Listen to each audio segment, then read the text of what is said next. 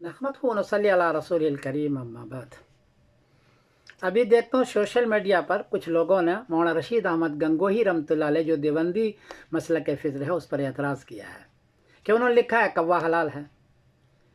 जवाबन अर्ज है कि कौवे की 3 किस्में होती है। एक कौवा होता है शिकारी, उसकी नोक तेज़ होती है, चोंच, वो घरों में आकर के चूजे को शिकार करती है मुर्गी के, वो हराम है।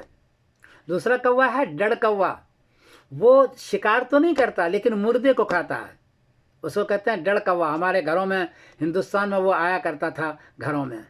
और तीसरा कौवा है गुराबु ज़रे, खेती का कौवा।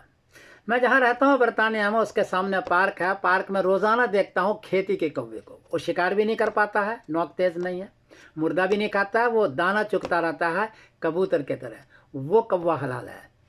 उसके बारे में कहा है, मैं पढ़ के सुना, और ये हिदायत में मसला मौजूद है। काला वाला बास बेगुराब ज़र यानो याकुल हुब वला याकुल जीफ वलैस मिन सिबाई तैर हिदायत फसल फीमा यहिल्लु अक्लुहु मा ला यहिल्लु।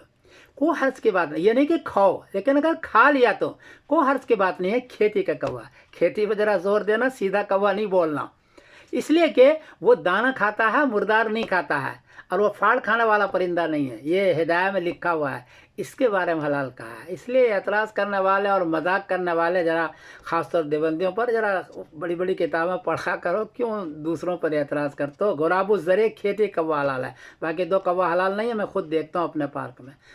मैं समीरुद्दीन कासिम बोल रहा हूँ मानचेस्टर इंग्लैंड से। अस्सलाम वालेकुम।